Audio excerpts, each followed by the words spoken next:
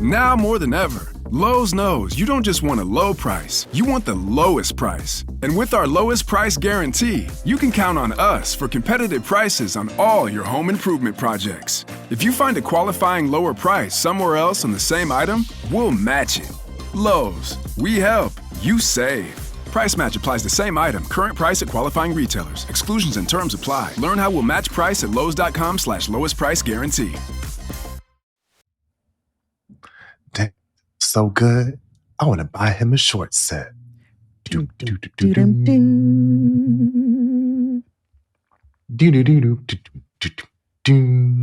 I'ma be like a Jolly Rancher that you get from the corner store. I'ma be like a waffle cone that's dripping down to the floor. The way you do it for me, I can't lie. About to be all night. Whatever I get, you're putting it on. Yes, don't give me no lip. Let mama do it all. Let me be, I wants to be, got to be your sugar. Give mama some sugar, mama. Sugar mama, mama. I'll be your sugar mama. Let me be, I wants to be, got to be. Girl without a whip, girls you desire. Sugar mama, mama. I'll be your sugar mama. Hey. Hey, whoa, ha, ha, ha, ha. Whoa, ha, ha, ha, ha. Whoa, ha, ha, ha. Whoa, ha, ha. Whoa, ha, ha, whoa, ha, ha, ha, ha. Whoa, ha, ha, ha, whoa, ha, ha. Whoa, ha, ha, ha, ha, whoa, ha, ha, whoa, ha, ha. Yeah, no, see, here's what happened.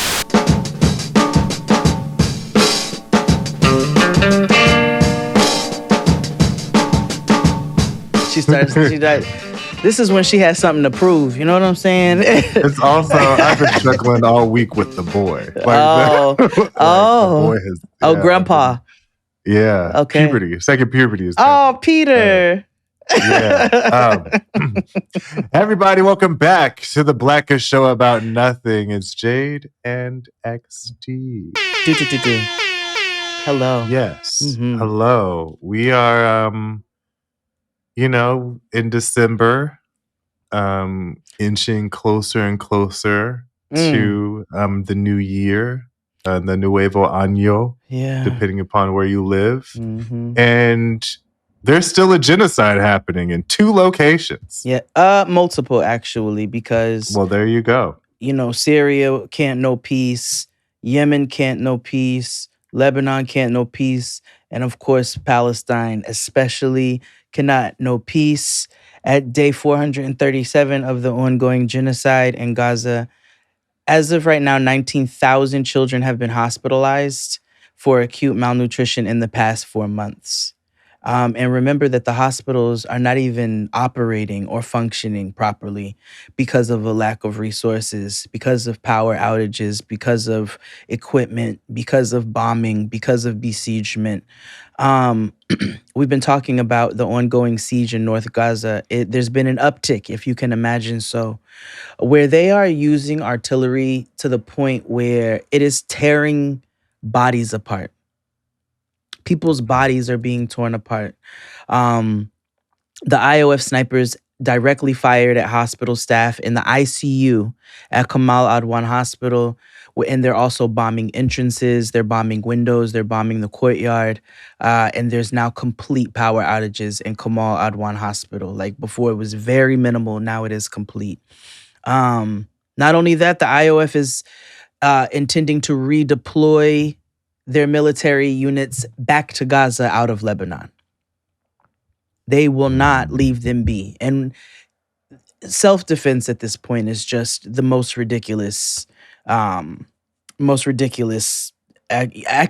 I don't even know what you want to call it. Like it is obscene. It is absurd for them to even say that this is self-defense at this point. I wanted to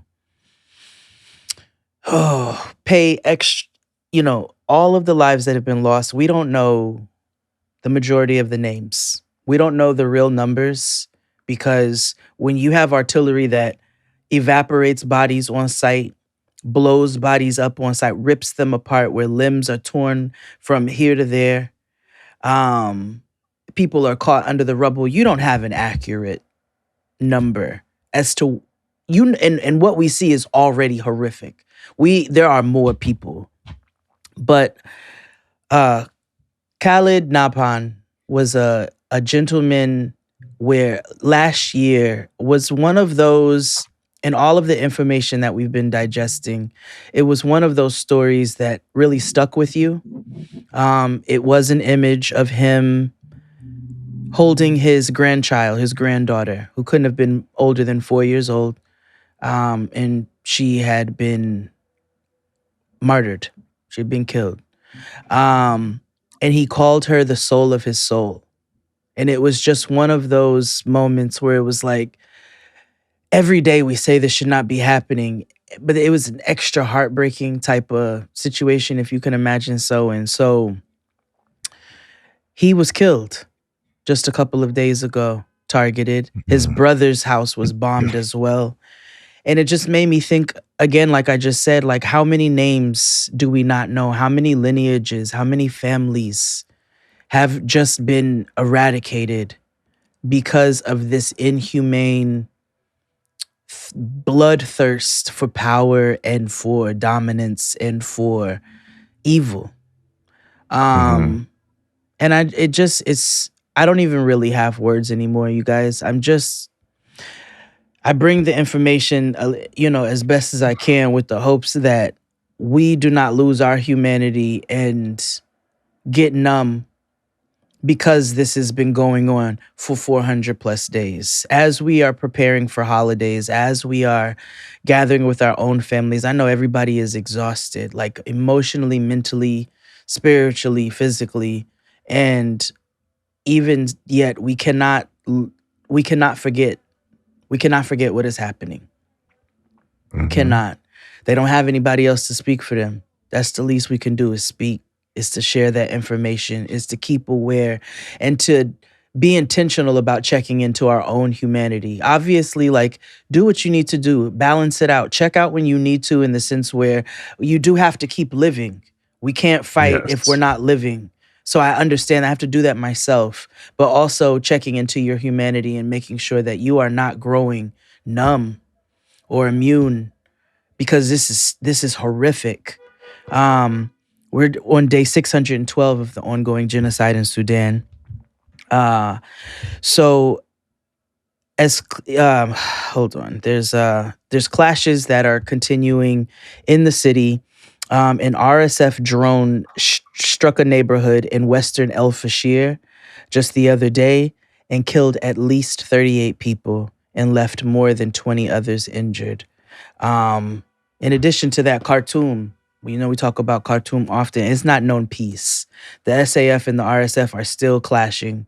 El Fashir as well. They've not known peace. The RSF shelled an entire livestock market in El Fashir, which killed 2 and severely injured several others. And the SAF drone hit a dairy truck traveling to Omdurman on a road, killing 15 people and leaving 6 others injured. The road is what connects Khartoum and North Kordofan. And remember, we've talked about all of those places, and was recently reported closed due to the RSF using it to transport their supplies. But this is needed to transport goods. People need things.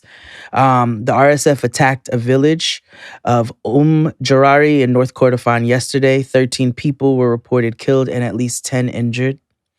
The EU imposed sanctions on 4 individuals, including 1 SAF general and an RSF appointed governor of West Darfur, for human rights abuses linked to the conflict. But we have seen sanctions and statements and all kinds of things over the last several months, and nothing is being done. The civilians are still the ones who are bearing the brunt of all of this in all places that we talk about, in all places of oppression. There's been a new report by the Human Rights Watch that revealed that the RSF committed widespread rape and sexual assault. We've been talking about that, including sexual slavery, targeting women and girls in South Kordofan.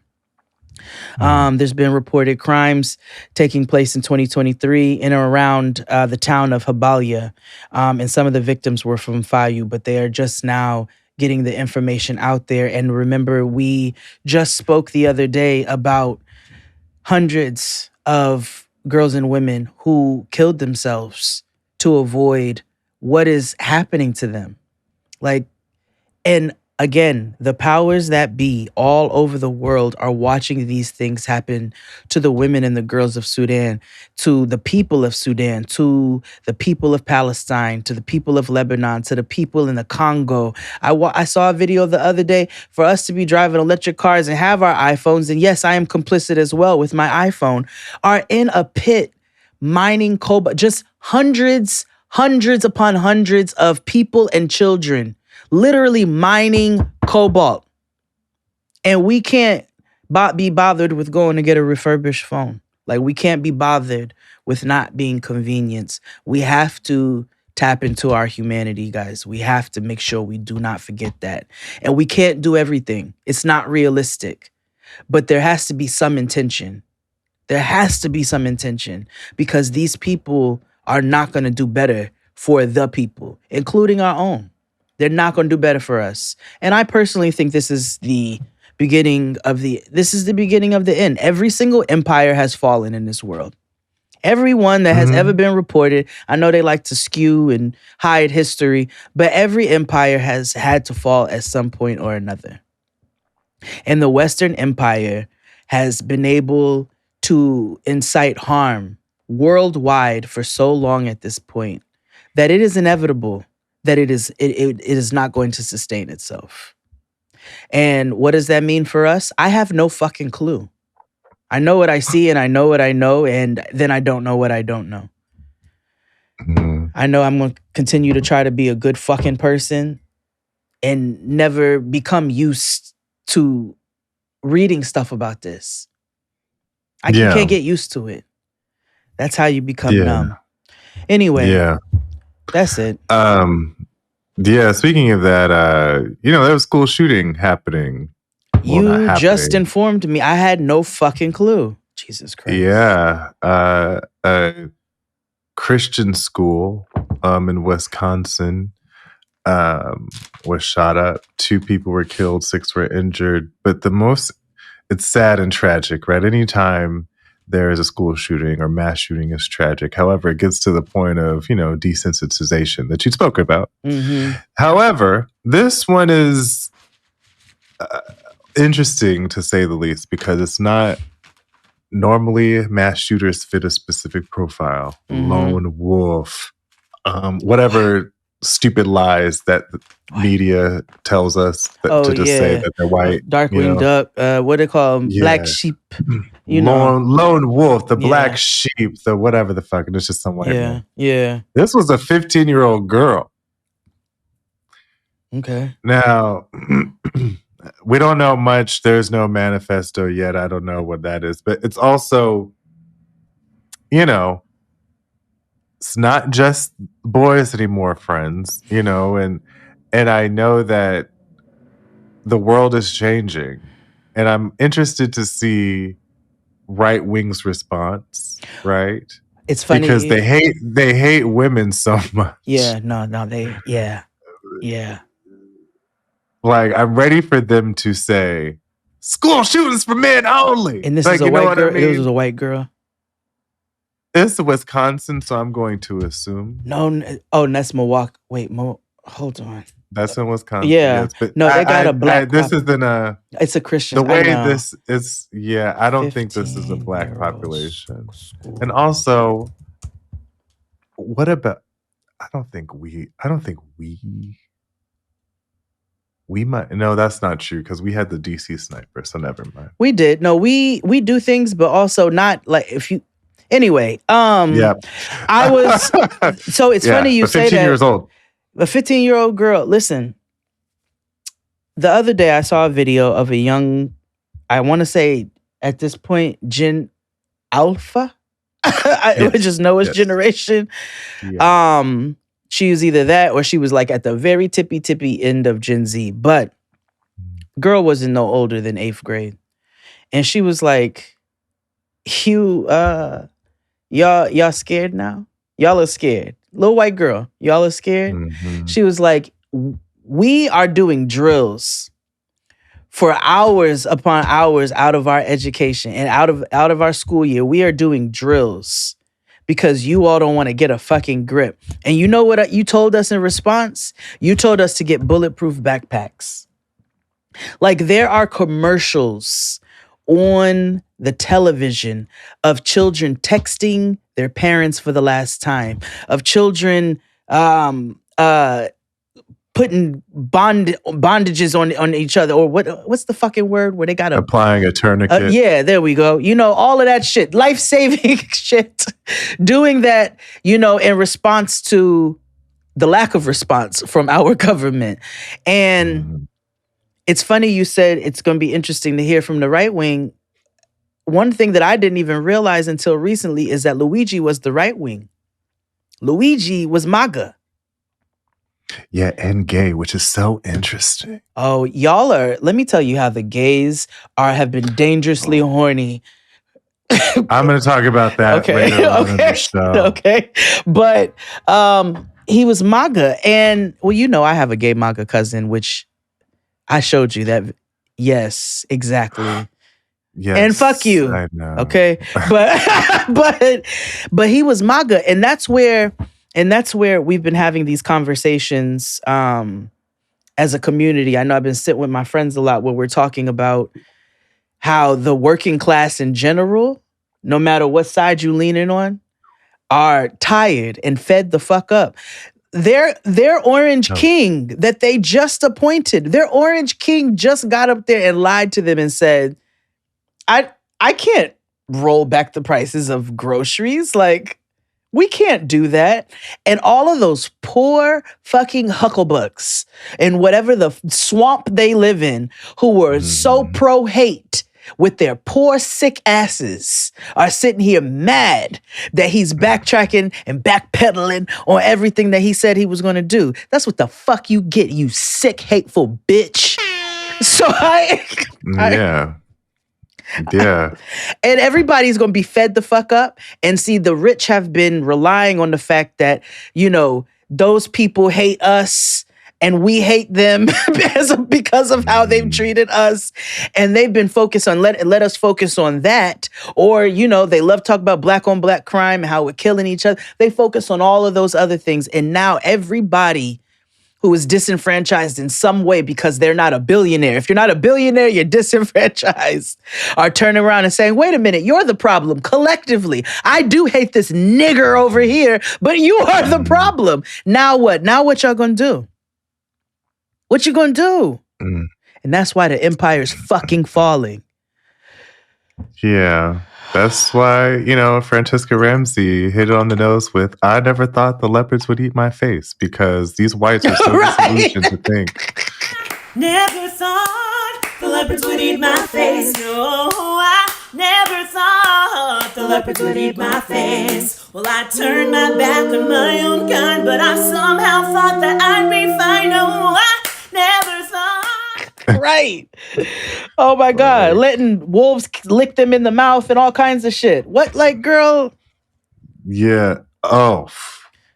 To get trust. Shifting gears. Okay. Yeah, because I'm tired.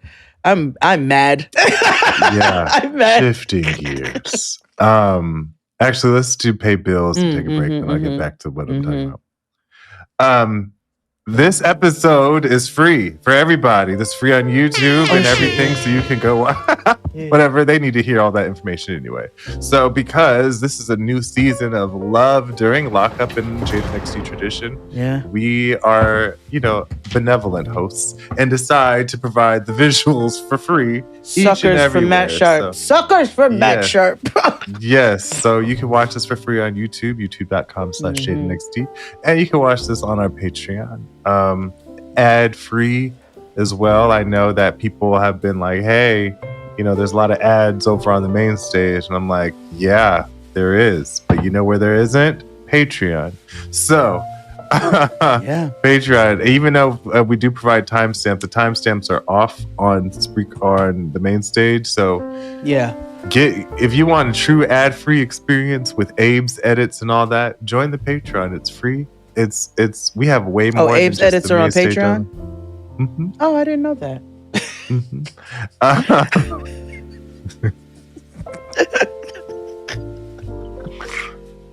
Yeah, they are. Okay, cool.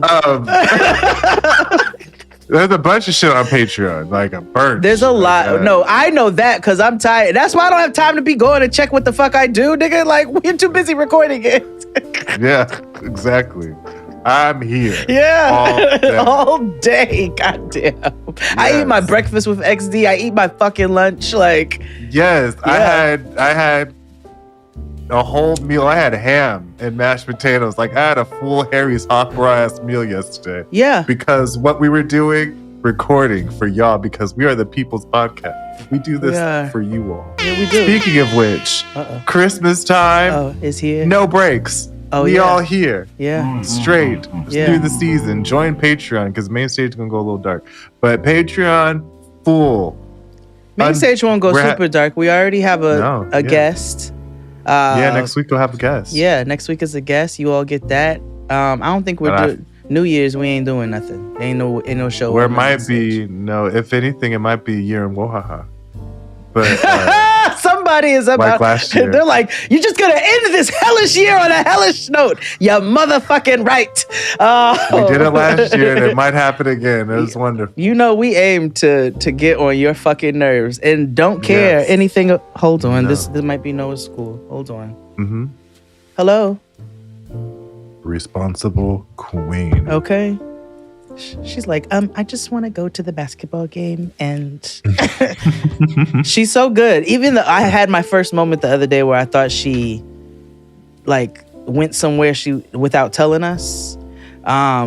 It was a miscommunication at dance because she was at dance and it was like an all day because they did their Nutcracker. They had all day rehearsal, and I thought she went to her homegirl's house around the corner, which wouldn't have been a problem, but you need to communicate with us. But she didn't go. So when I learned that we had no way of getting in touch with her, she's getting a phone, for Christmas. I've been fighting it real hard, but now we need it. So I was like, if this nigga went over somebody's house and didn't tell me, but later on we've learned that she wasn't, and the lady was mistaken who told us that she was just in another room at dance. And she was like, no, I would never go to. I knew that if I couldn't reach you all, that I shouldn't go to somebody's house without telling you. So, and I was like, my fucking girl. Like, where was, like, why weren't you my friend when I was 11? I was a reckless little nigga. Do you hear me? Like, reckless. God, I'm raising a better version. God, I'm so grateful. Thanks. But yes, sign up for our YouTube, sign up for our Patreon. We're having a whole special edition holiday season on next year. It's a passing Christmas, and you can take whatever it's getting Rooney, 8 of them. You go. Real East Jackson, Ohio. If you're not a part of the Patreon, you're missing out. So go listen. Join the Discord, the safer place on the internet. I can't say it's the safest place because they will drag you if you come up there being on some bullshit. But it's where the agents of chaos live and roam and free, and without us regulating. It's just listeners and fans of our show. Yes. And they do amazing things. They check in with each other. They look out. They give resume tips and things. It's a wonderful Negro community. I'm gonna call it Negro because because we're what? What? Authentically so. Free lunch program over here. Like what? And I think it's so wild that it has to be a program to provide free lunch. It's just anywho. Just give niggas free food because we all need it to. Not only will they not, do you realize they did not? Do you realize they do not want to plant fruit and veggies? Trees. They don't want to plant trees that produce fruit because people are going to steal it. They don't want us to have the food. So on top of that, they poison what we purchase. Yeah, exactly. Yeah. Anywho, let's take a break and we'll be back. Today we're covering Love During Lockup. Hit it, Claude. After these messages, we'll be right back. I mentally prepare myself to leave the prison like I do every time I leave for court. A lot of people say they enjoy their field trips. I don't. I hate them. I've gone to war and back to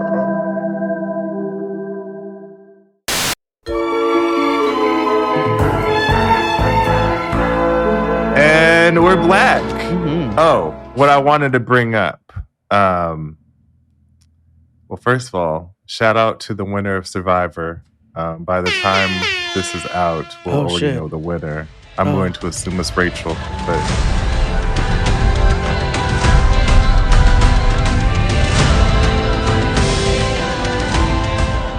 you know, who would also deserve to win?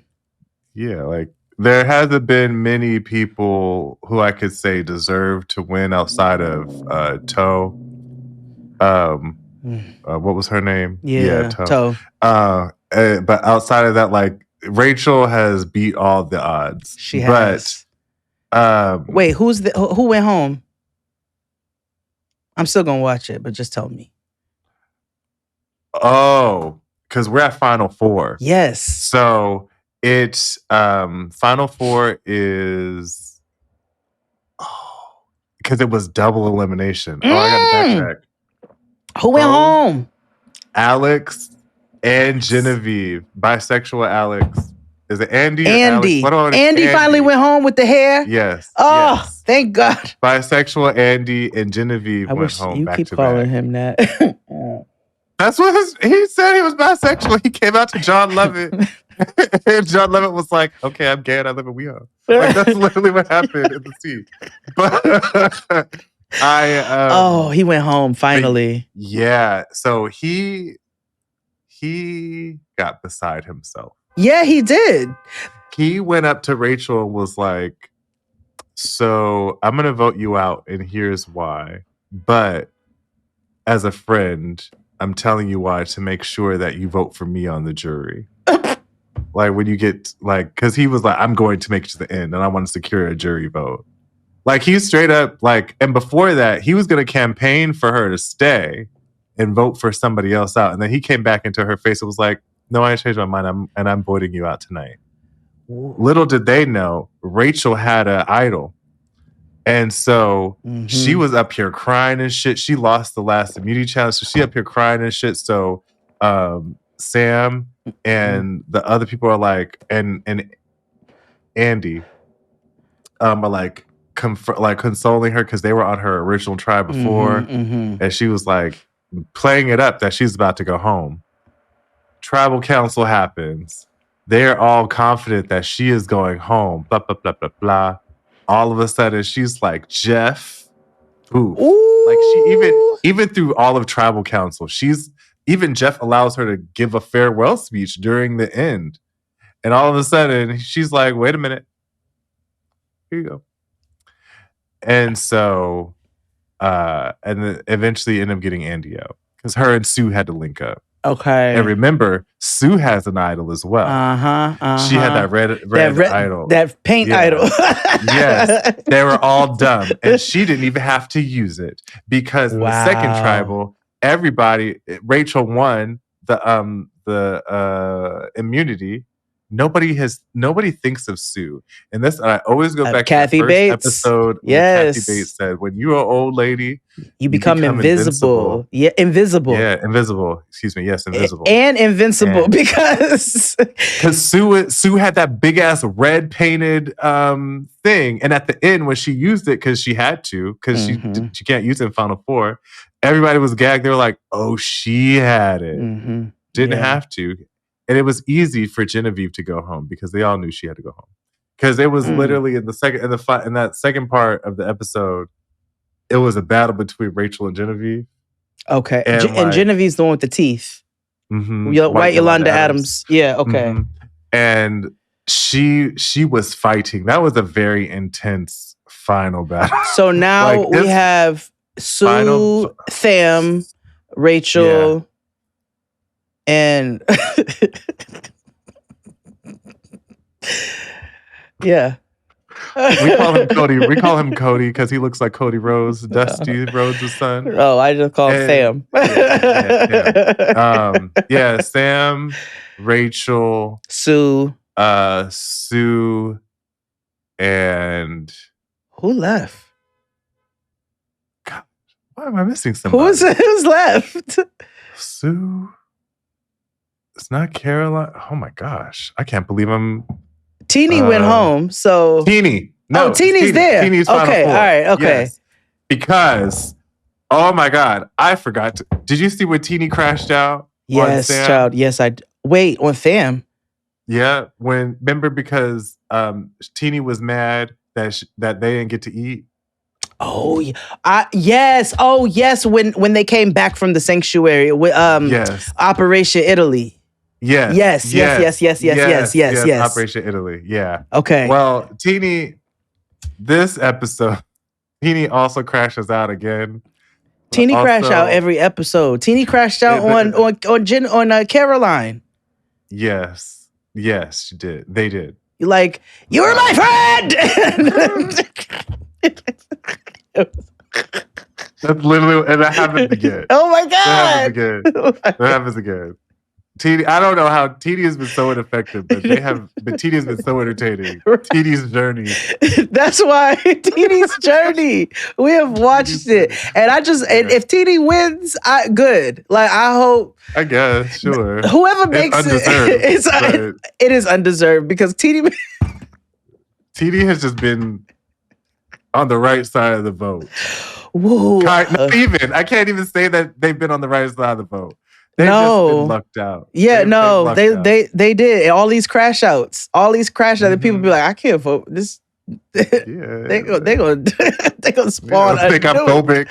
Okay, no. I think I'm phobic. I can't do nothing. No. So okay, all right. Well then, yes, we will talk about it when we come back off a break. Yes. But let's talk about love during Lockup. We're back with the brand new season. According to Xfinity, this is season 5, episode 51.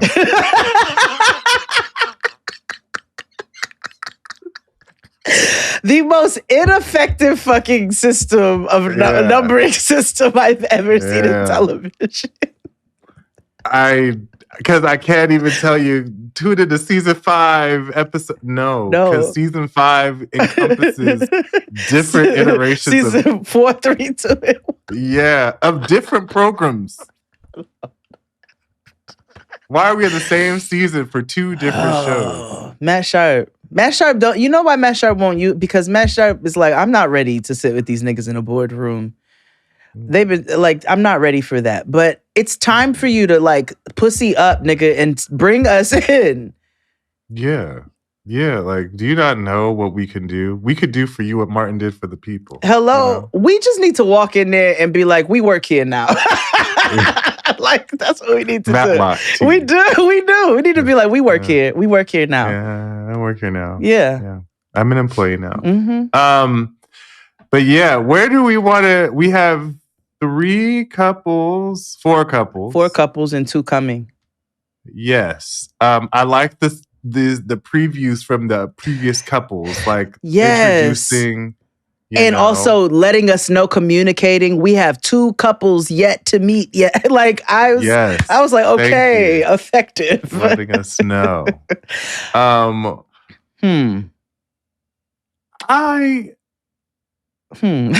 gonna end with the blacks. Yeah. You want to start with one of the Bush twins and Bradley? Yes, Bradley. Oh, what did I call Brad? Savannah and Bradley. Whitewood. That's what I called him. Yeah. When white boys smoke backwoods, it's just a tricky space to be because in. when he got on the phone, I said, Paul Wall. It was giving very season 1, our white king. Who will be on in February, their new program. We're gonna have to talk about that. Yeah. But you know, Savannah, the Bush, the lost Bush triplet. The Bush triplet. Yeah. Jenna. Yes. So I'm gonna call her Jenna Bush for now. Because my other note says she's a walking Bloody Mary. Like she is a walking. I was She is. like, the simple life is reactivated. God damn. Yeah. Ill-shaped white girls who come through chaotic and ready to fuck shit up. And because I have several, because I also call her Demi Lovato throughout this thing. Because so let's get to it. I know. I called her Purple Heart. Yeah. Nothing about this is healthy, so if you're here for that, leave. No. My descent into drug addiction was actually, I think, different than most growing up. I was a princess, actually. I never felt like there was a lack. At 19, I met this guy, and he was a recovering heroin addict. Yeah. We enter with her ghostwriting the golf cart. In Richmond, Virginia. Yes, she is. She's 20. Okay, let's set the scene. Savannah is her name. Jenna Bush is 27 years old. She's an event bartender. She's a bev cart girl at a golf course. And Bradley, a.k.a. White Wood, is 28. He has been locked up for transportation of a firearm. Yeah. So she admittedly tells us that she's a hot white mess. Yeah. And that she's a work in progress. She's a loudmouth wench. Yes. Yeah. And we learn that throughout the show, how she's gotten to this point. A is both learned and nurtured behavior. Nature and nurture are both happening with her, right? So like medically induced. Yeah. So like Savannah and Bradley met through mutual friends. So they've known each other from the outside. And what I've noticed on this particular iteration, a lot of these couples have known each other on the outside, which is important. So, you know, she's like a Tara Reid type, you know, she drinks beer and whatever. He calls on the phone. Yeah, he calls on the phone and they kind of like, he's getting out in 20 days. And so they kind of like ruminate on their past and her past and things. So she grew up a privileged life. She was a beauty queen, you know, until she met a man.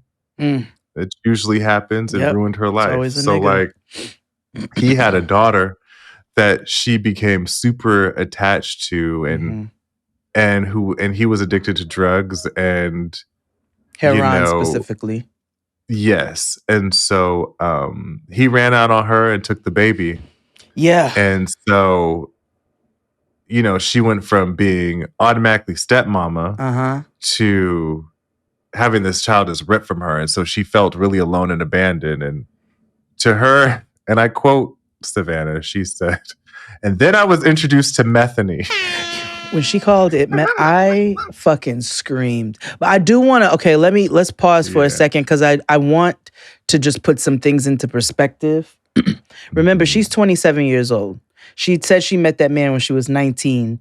And she was a part of this baby's life for 4 years. It wasn't just like a overnight, it was an overnight happen thing, but she was a part of this child's life for 4 years before he just up and left because of his addiction issues. And so when you put that into perspective, 27, she's been with this man here for about two years. He'd been locked up for 2.5. You put that at 25, 19 to like 23, 24-ish. That's a really interesting key part of your life, right? You're young and stupid. Your prefrontal cortex is not developed, but you're also very emotionally vulnerable, open to a lot, transitioning in your thought and in your mental because of the way that your body is transitioning. And so she was raising a child while coming out of her own childhood. It was just very interesting to me, the timing, the age-wise. And 4 years is nothing to sneeze at in being a part of a child's life. Yeah. So while she's on the phone with him, she's also out with her homegirl, just riding around and getting it around this golf course, right? And so Bradley ends up calling, and so, you know, that's how we learn he's getting out in 20 days. And he talks about sobriety and stuff. And essentially, he doesn't have any intention. He's not interested on sobriety. He was like, that's her journey and what she want to do. But don't let her come over here preaching to me because I'm gonna reject it. Also, so she tells us that her addiction started with cocaine, Adderall, and then methadone. She's been clean off of meth and coke for the past 2 years. But she says, I will always be an addict. Another interesting note is that they have never been sober together before. So they've been together 2 years. He's been locked up 2.5. But in all of that time, they met because he was her weed dealer. And they've never operated in a sober space together. And he's not interested in her morals having any effect on him. So this is a recipe for a complete, utter fucking chaos and disaster. Yeah, this is very similar to that one couple we had a couple of seasons ago, where he wanted the girl who came out of prison to live in his Mima's house, and everything was she had just died. Oh, you remember that? Oh yeah. And they were both horrible to each other because they had never experienced each other sober. Yes. Yeah. Similar. Yes. So, anywho, it's white people taco night, and so she goes home and she lives with her mom, Chenoa, and grandmother. Yeah. Her mother is her, but like plus 30 years. And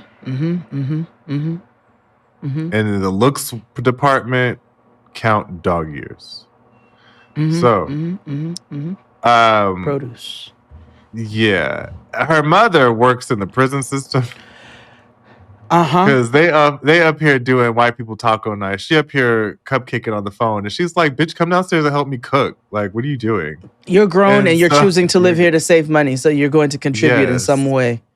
And they done redid the attic because she got an ensuite in her fucking room, like Clarissa explains it all and shit. And so, anywho, Mama off camera was like, "Listen, I work in this field. I know." Shady shit goes down. Men lie, women lie, numbers don't. Numbers don't, and drugs definitely don't. No, so we'll see, and time will tell. Chenoa. But that was the. You think she is? You think she's white? That's a white woman.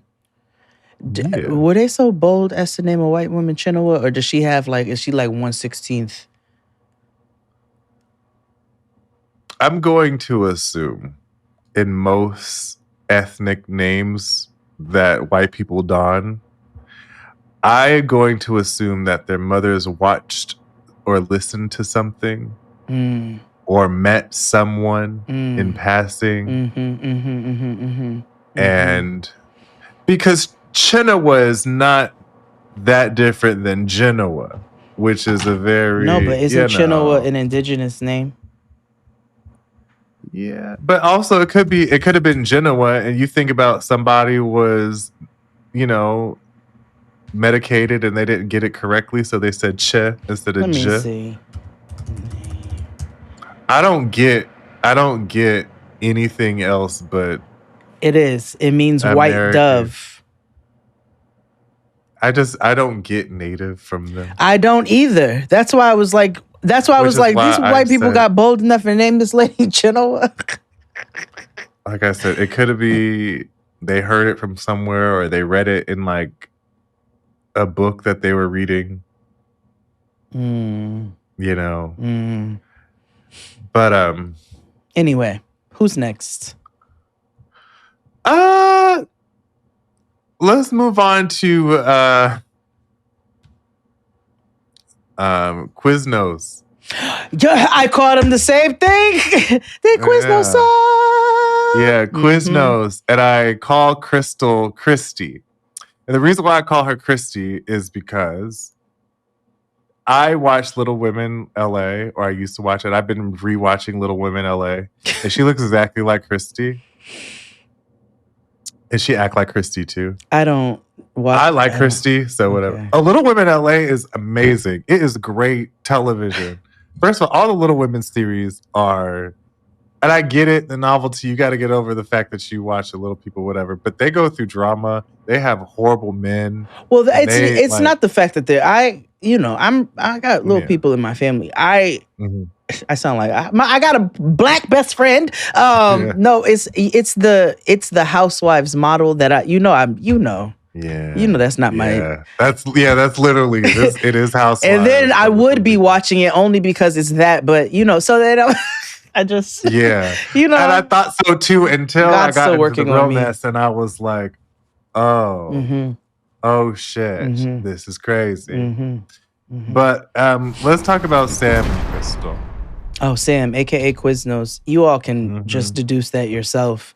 Yeah, or Krystal also looks like a standard issue Mormon white girl.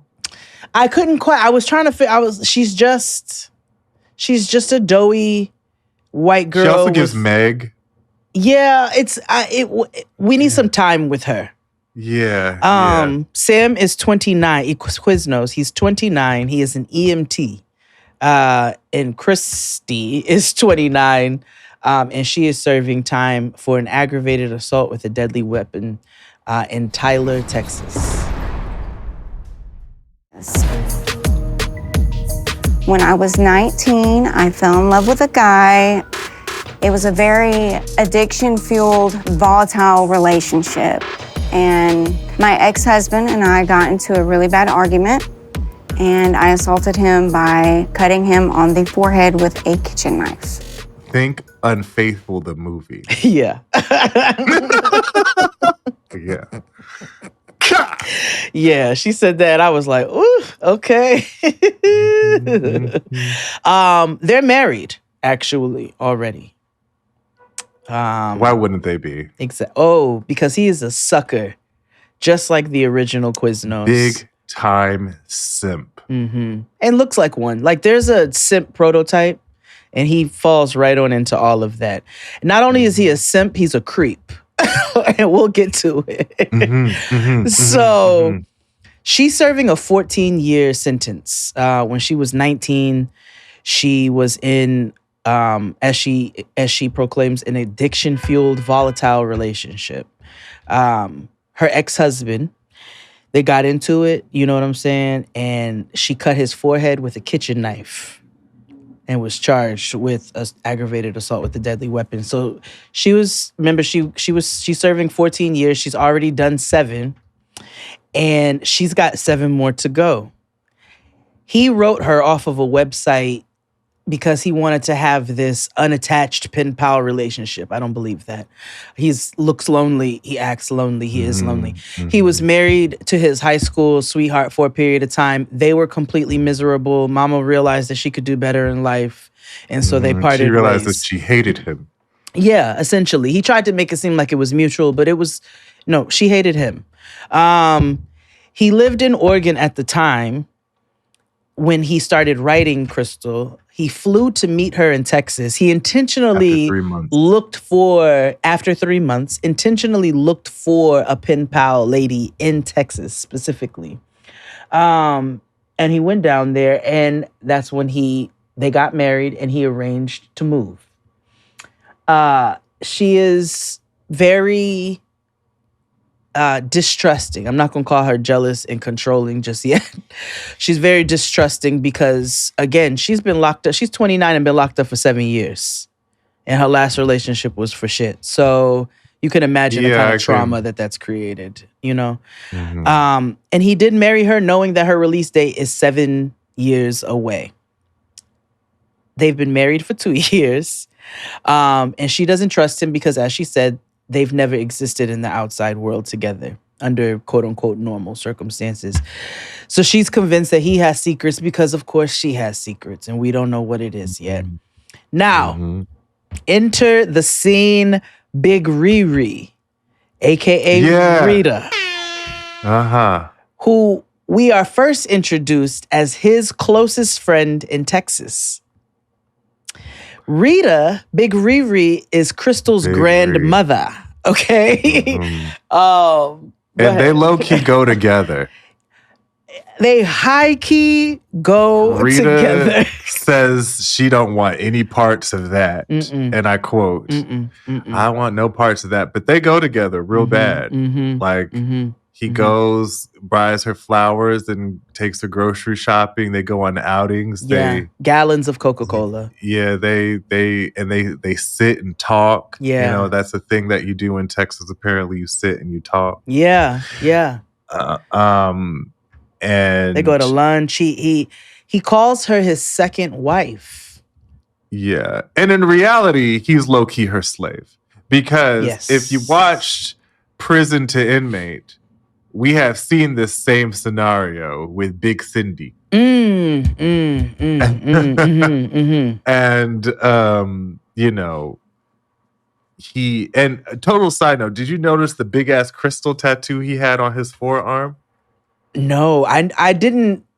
I saw tattoos. I just didn't look to see what they were. Oh, only because it's big and apparent. Because when he was over talking to Big Ree and he brought over the groceries, I was like, oh, he has one of them weird white tattoos it's like, what is it, like faith and death or whatever? If you flick your wrist like a fucking dog. And well, his just has. I thought that's what it was, but it's like Krystal. Oh, like in like sense. Skims font. It's weird. Oh, that's how we know they're not going to make it. Big Riri proclaims that she is not sure that Sam is not sweet on her. And to be perfectly honest, I'm not sure he's not either. I don't like he makes eyes at her grandma. He's flirting. Yeah. But Rita don't want no part. She was like, I did that one time, never again. Get him out of here. Yeah, I'm good. Experiment in college. That's it. She even Krystal's a little jealous of their relationship. Because she like, Nana, that's my man. You know. Even though she told him that Big Riri is a part of the package. Now she don't like what the package entails. That's because she not in the part of the package directly. She just has FOMO. And her daddy's never been in her life, and her mother died not too long after she got in prison. So all she has is Big Riri. Now, let's get into the finances The of numbers, it all. yes. I've never heard of this quantified before. I feel like Scott maybe have reached this number or close to it in the very first season of this show. But he tells us in the last 4 years, he's averaged about $27,000, which totals up to over $104,000 that he has spent on her between in 4 years. Phone call and 4 years between. Now, this is also something I did not know. The learning part of the show, right? Yes. So when you put money on folks' books, it's not just for, Snickers and shit to make steak cakes or whatever. Right. Like you can use it to buy pretty much anything. Yeah. And we've gotten to the point where they have tablets in there and they can watch programming like fucking DirecTV on JetBlue. Yes. You just have to pay with credits. So part of that money goes. So Mama said this weekend I binged a show and it was well worth the bucks. and I thought about it and I was like, damn, I guess, I guess part of quote unquote freedom, LOL, is I can throw in my Netflix or whatever that costs $1 million a month and binge watch whatever the fuck I would, Paramount Plus or whatever. What? Did you see that video of that gay saying how he loved jail? No. Hold, please. It's very important. Okay. We also have a Brenda type update from a listener that we have to address at some point. You know what? We need to get. Yes, he spent $102 to $104,000. They have to buy TV in prison, so her money goes to all sorts of things, and she could be released in the next year, but he does not know that yet. She's keeping that a secret, and there is something else that we don't know yet. With that being said, let's take a break while XD finds more fucking chaos, and we'll come back with that and 2 more couples. Hit it, Claude. After these messages, we'll be right back. And just like every lie I've ever told, I convince myself anything I say is the truth if I believe it hard enough. I sit on the wooden bench that doesn't exist, in the cell that doesn't exist.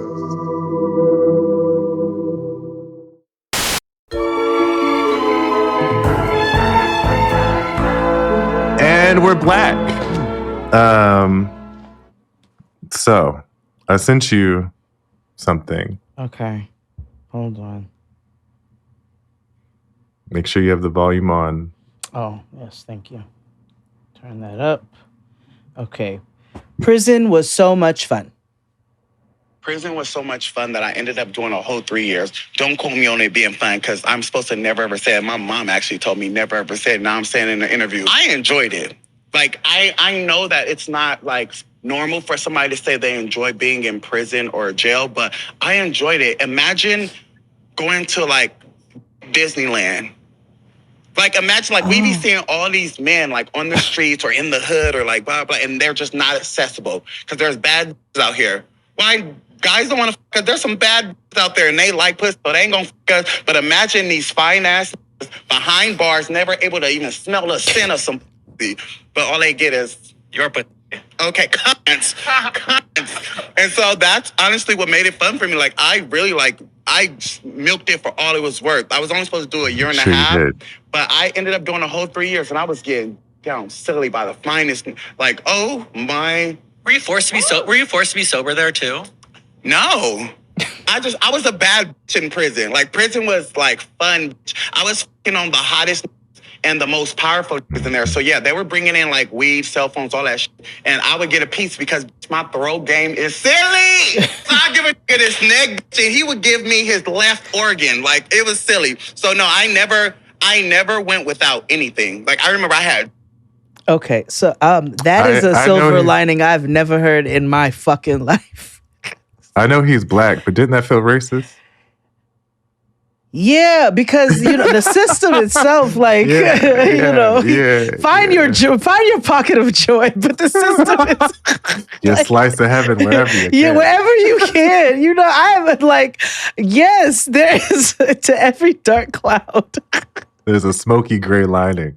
But this nigga is not going to pretend like the greater system is not a fucking problem. Yeah. And did they interview him at the Renaissance tour? Like, what was going on? I don't know.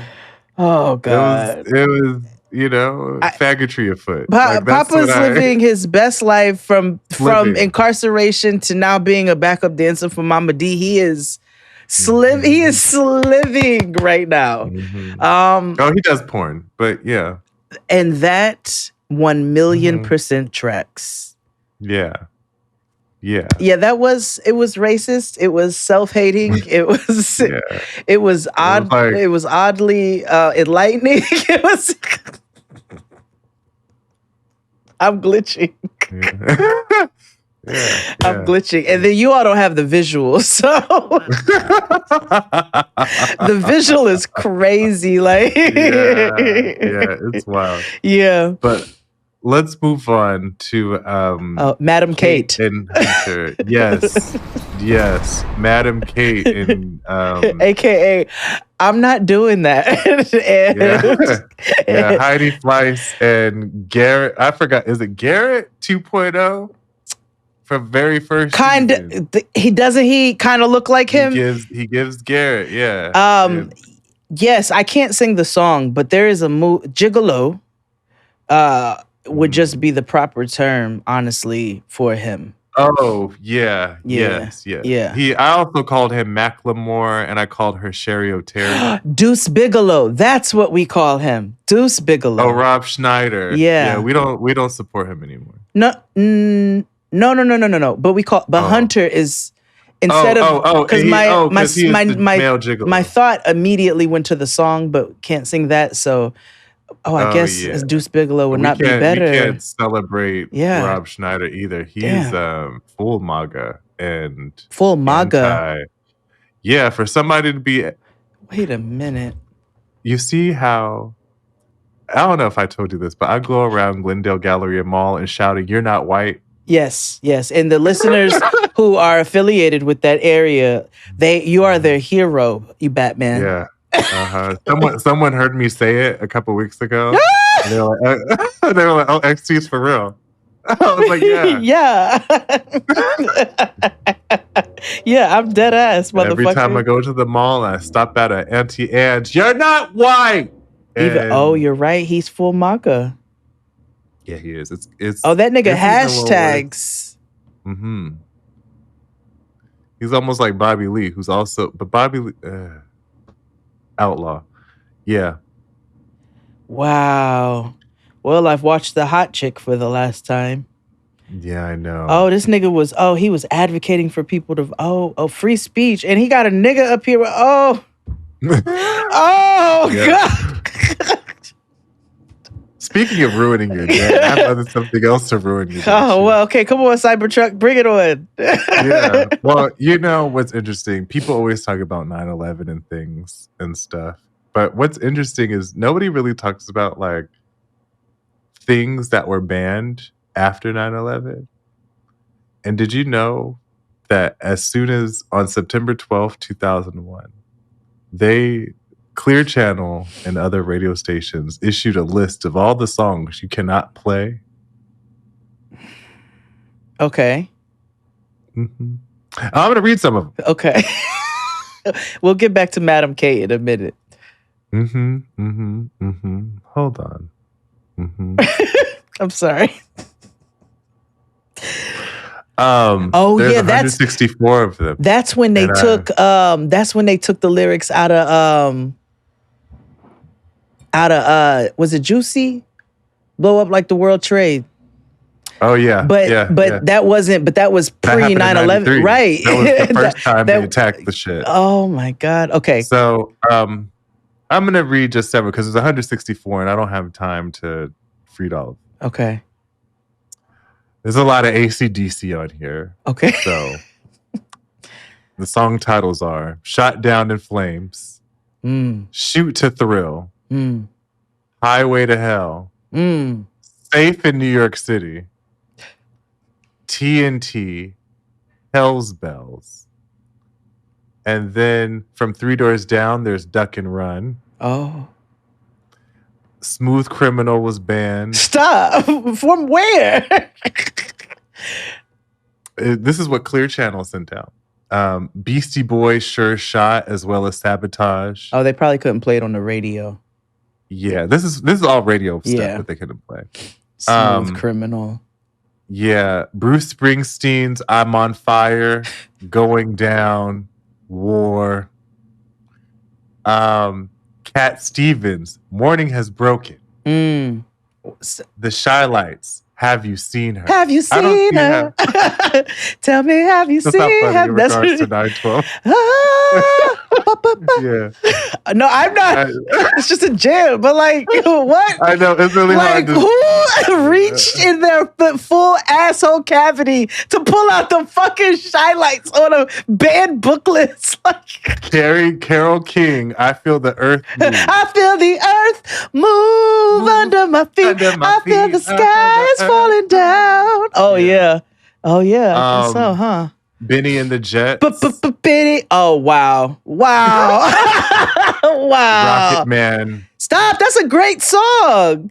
But in relation to September 11th. But do you see, even the greats won't shut the fuck up? You know Elton is one of my favorites, and that nigga came out. The Gap Band, you dropped a bomb on me. You dropped a bomb on me, baby. Play that 9/12. You dropped the bomb on me, but you turned me out. Oh. Who did that? Jimmy Jam and Terry Lewis? Oh, God. Gap Band. Yeah, I'm sure they What, did. Outstanding? No, I'm sure that what Gap Band John song? Mellencamp's I'm on Fire. But a couple years later, y'all let them niggas come out with some pumped up kicks. Oh, go to hell. Yeah. Go to hell. I just wanted to share some of these songs. That's crazy. I didn't even know that. Yeah. Peter Paul. There's a lot of Peter, Paul, and Mary. Leaving on a jet plane. Blowing in the wind. Oh my God. Did y'all ban Bette Midler, Wind Beneath My Wings? Like, yeah. What? Queen. Another one bites the dust. Okay, I'm done. All right, back to Madam Kate. Oh, Saliva's on here? Oh, I like that. Okay. We need to do a full episode on that. Yeah, Madam Kate and Garrett 2.0. Yes. She's 38. She's a yoga instructor, so she's light-skinned and unemployed. And Yeah. Gigolo is 33. He is in jail for a DUI for weed. Mm-hmm. They're in Scottsdale, Arizona. He's a white man that does light skin squints, Yeah. which I find very confusing. I met Hunter at the coffee shop in my neighborhood. He'd been recently hired as a barista there. My feelings for Kate have always been sexual oriented. Very sexy, very cute, super attractive. So they're one of the couples that knew each other back in the Gap. Yeah. They met at a coffee shop, actually. Yep. And they dated for a year before he got locked up. He was a barista at that coffee shop. Now, he's been arrested for a whole bunch of shit, right? But most recently, he's been locked up since 2022. So she's out there being white with her dog and whatever, and she gets a phone call from him. And he's like, he immediately calls and's like worried and comes clean about some shit. And what is he like coming clean about? Nobody ever comes clean about shit on this show. Nobody's ever honest. They together have an operation. Yeah. Operation Scottsdale. Yeah. Okay? Yeah. It is a crime syndicate. Because this is illegal what they're doing, and I don't know if it's illegal. It's unethical. It's immoral. It's wire fraud. It's intent to what when you mislead and right, like mislead people. It's like that. It's literally like, oh my gosh, did you hear about the gold scandal? About how all these old people are like trying to like taking out their money from like IRAs and shit, like $100,000 to buy gold and invest in gold. That gold does not because of the gold standard. Yeah, but they're investing in these companies that they're investing in gold, but the gold doesn't exist. So therefore, they're just giving away money to these companies and stealing their money.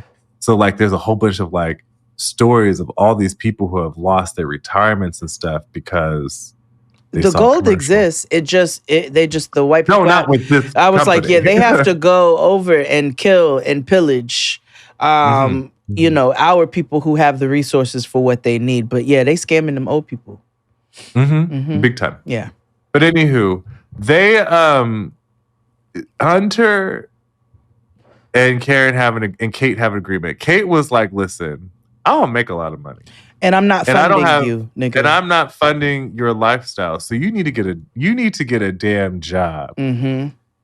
And Papa makes quite a bit of money from these women. So she signed him up on a data pen pal site so that he could scam these lonely, desperate women that are not too unlike her. And now, at one point, he had 40 women on the roster. Yeah. That was way too much people management. Yeah, so he didn't have access to Excel. Yeah. Yeah, so he trimmed the fat to 10 well-paying yeah. customers, subscribers, yes, if you will. And he's making about $2,000 a month from these women, not to mention extras and things. Yep. Now, she's okay with it, I guess. But we do learn that things are about to get real complicated because it seems to me that he kicking it with somebody else on the side. And he's legit into.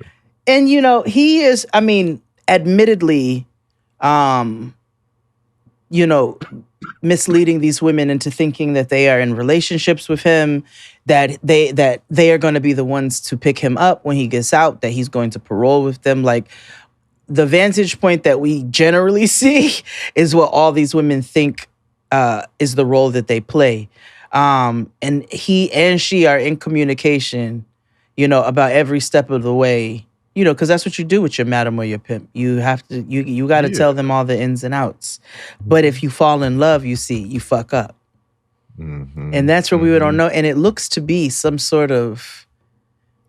It's giving me Jazzy Shoulder Sarah situation. Yeah. So he tells production it's getting complicated. And we're going to see how that plays out.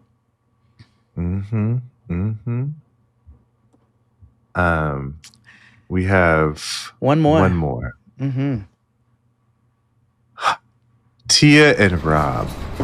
Adult braces. Oh, Kiara Sheard. Yes. And Jared from Insecure. Yes. I do want to say the whole episode, began with him with his penis entering first. Because it was just like cock shot and then Rob. So Tia, Kiara Sheard, God damn, is 32. Like if she wasn't saved, or rich, because she does what Kiara Sheard would be doing if she was not born into a family of privilege. She is a medical record supervisor. And she's 32 in Queens. And Rob is 32, or Jared from Insecure, because you all must look at Rob and you must look at the nigga who played Jared on like spitting fucking images. He's on English Teacher. He is. Rob is. I see him at the airport all the time. Every time I go to LAX, we're on the same flight. Yeah. Okay. It's weird. He's locked up for first degree robbery and credit card fraud. And yes. Now, Unholy Kiara said that they have a twin flame connection. I'm not too sure what that means. Neither is she. For her. Yeah. You know what I mean? She called him her divine counterpart. Niggas just be saying shit. Exactly. You know what I mean? Yeah. So they've only been talking for 8 months.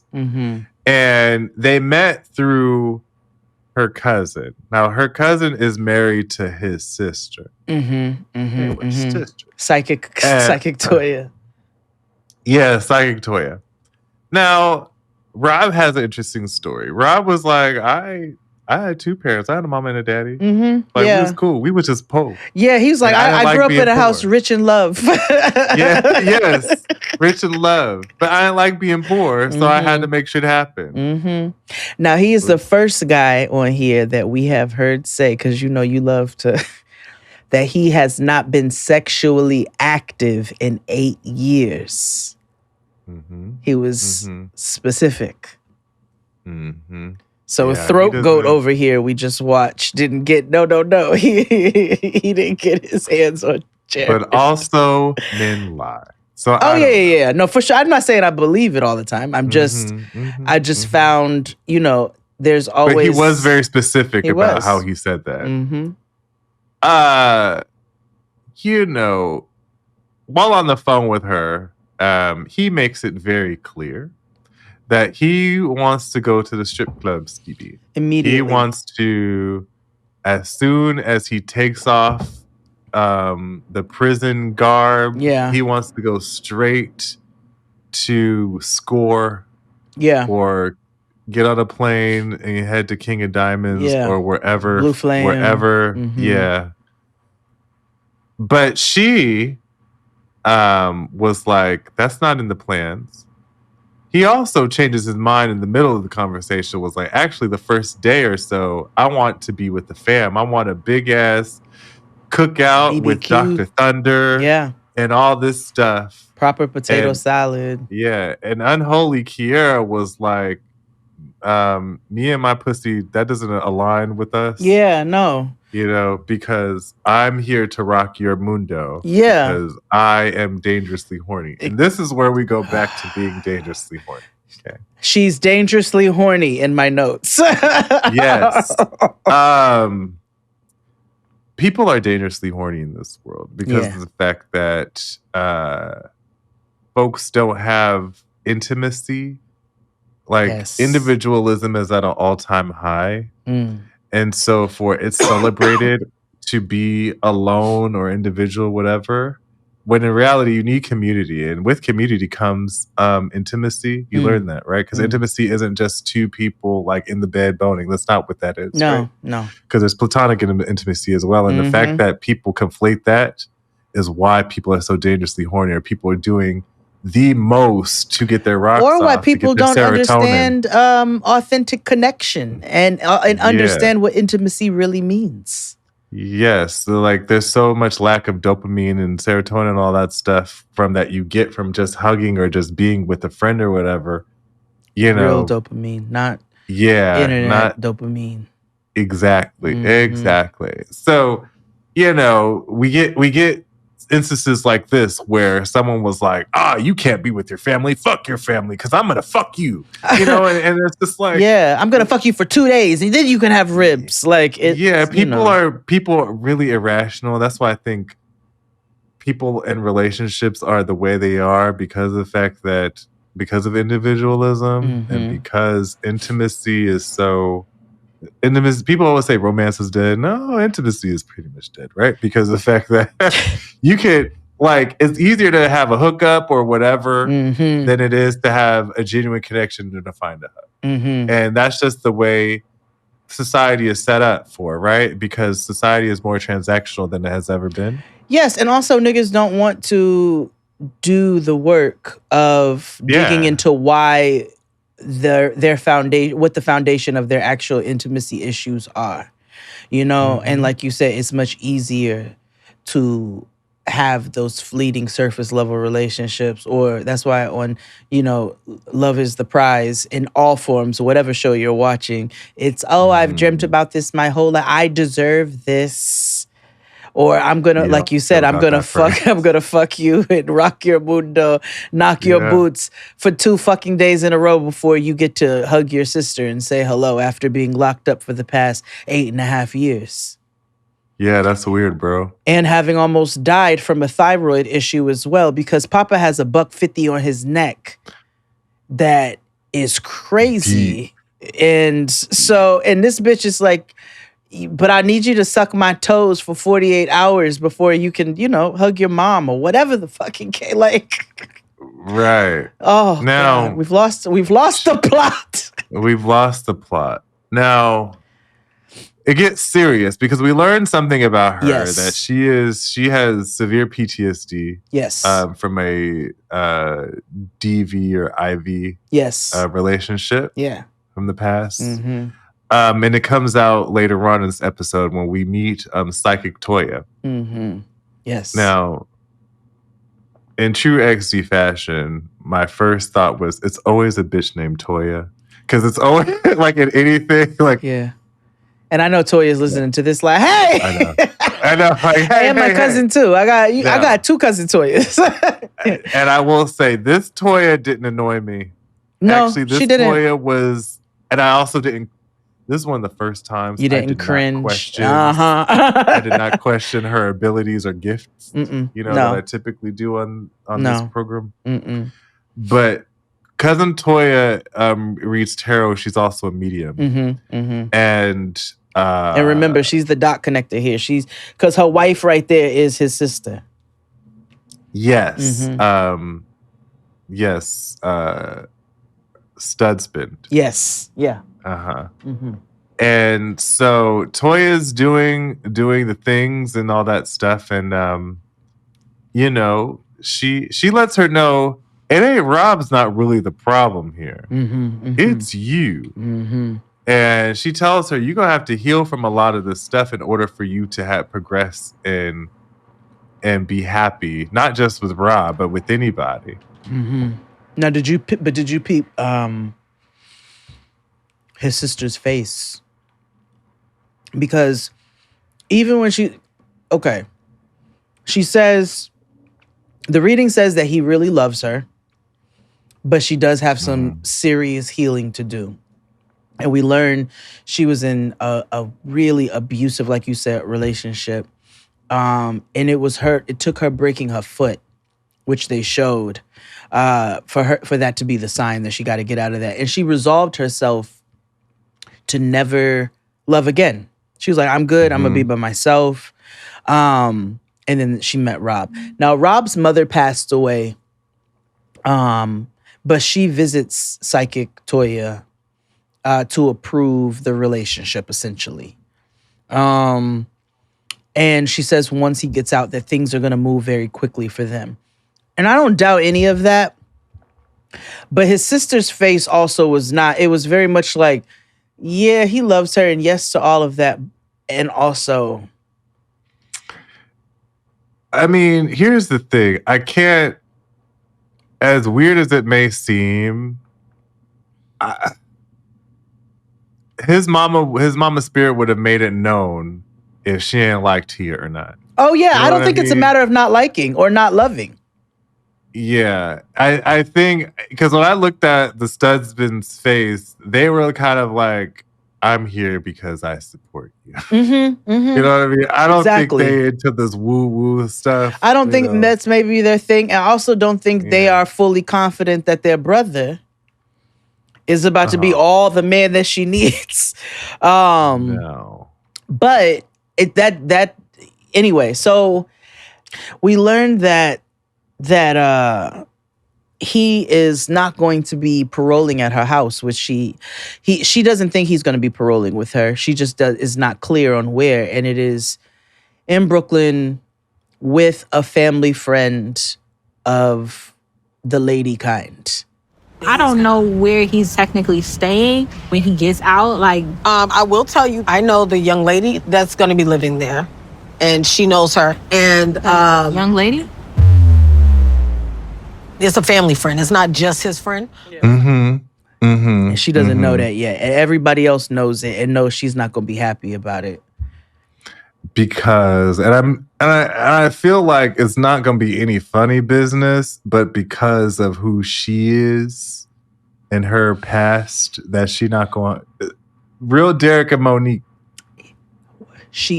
Why did Monique come to my mind immediately as soon as we met her? I was like, this is about to be possessive. He's tall Derek. Yeah. You know. Yeah, tall, more yes. And yes. And the thing about her is, like we said, she resolved to never be in a relationship again before she met him. And she also stated that if this doesn't work out, this is it. This is the end of the road, boys to men one yay. Like, so people who put that much into one relationship and stack that is not a recipe for healthy.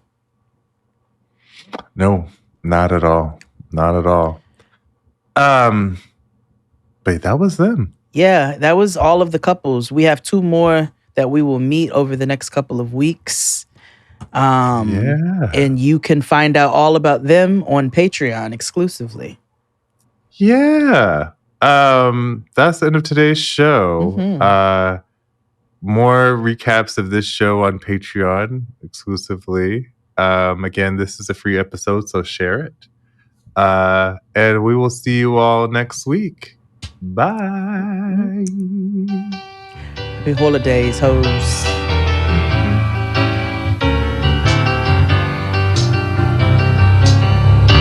Yes, we're moving.